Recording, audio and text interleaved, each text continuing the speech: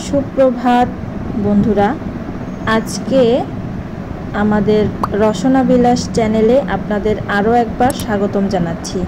আজকে আমি আপনাদের জন্য খুবই মজাদার একটা রেসিপি নিয়ে এসেছি, হলো দেশি মুরগির ঝোল বা কারি, যেটাই বলুন।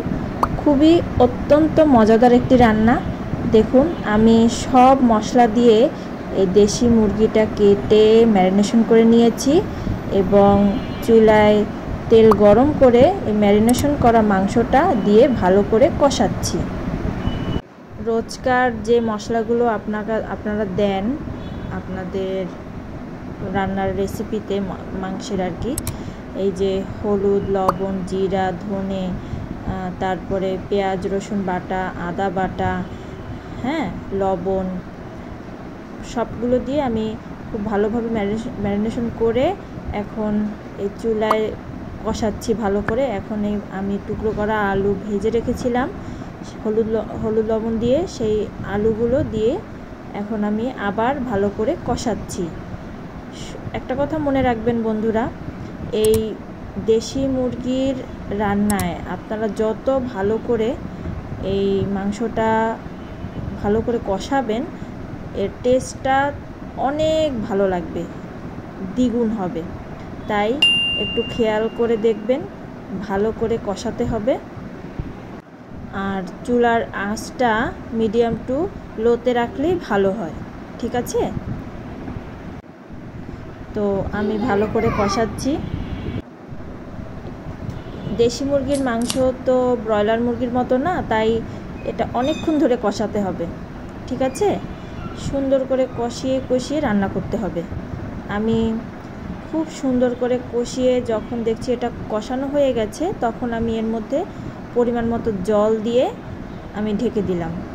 আমি কিন্তু একটু বেশি জল দিয়েছি, কারণ আমি একটু পাতলা ঝোল রাখবো, কারণ দেশি মুরগির মাংসে একটু পাতলা ঝোল খেতে বেশ ভালো লাগে। আর এখন তো গরমটা এখনও যায়নি, তাই খুব বেশি মশলা আমি দেইনি, আর পাতলা ঝোল করেছি।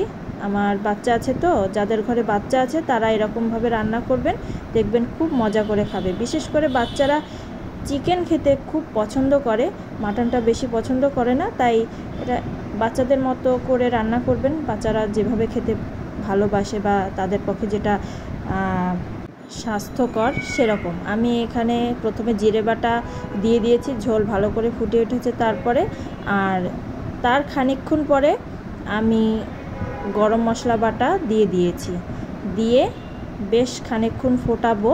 আমি গরম মশলার মধ্যে দিয়ে দিয়েছি ধরুন দারচিনি, এলাচ, লবঙ্গ, গোলমরিচ, জয়িত্রী, এগুলো আমি শিলনোড়ায় বেটে নিয়েছি, তারপর এই ঝোলের মধ্যে দিয়ে দিয়েছি। এখন দেখুন আমার এই দেশি মুরগির পাতলা ঝোলটা হয়ে গেছে, দেখুন কত সুন্দর কালার এসেছে, আর খেতেও দুর্দান্ত হবে আশা করি।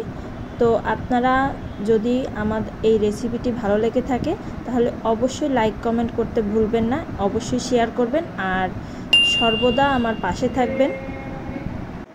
আপনি যদি ফেসবুক থেকে আমার ভিডিওটি দেখে থাকেন তাহলে অবশ্যই ফলো বাটনে ক্লিক করবেন, আর যদি ইউটিউব চ্যানেল থেকে দেখে থাকেন তাহলে আমার চ্যানেলটি সাবস্ক্রাইব করতে ভুলবেন না, আর পাশের বেল আইকনটি ক্লিক করে রাখবেন, যাতে কিনা নিত্য নতুন ভিডিও আমি যখনই শেয়ার করি তখনই আপনার ফোনের নোটিফিকেশনে চলে আসবে। তাহলে দেখুন আমি মুরগির মাংসটা সার্ভ করছি বাটিতে, কতটা সুস্বাদু দেখাচ্ছে, খেতেও নিশ্চয়ই দুর্দান্ত হবে।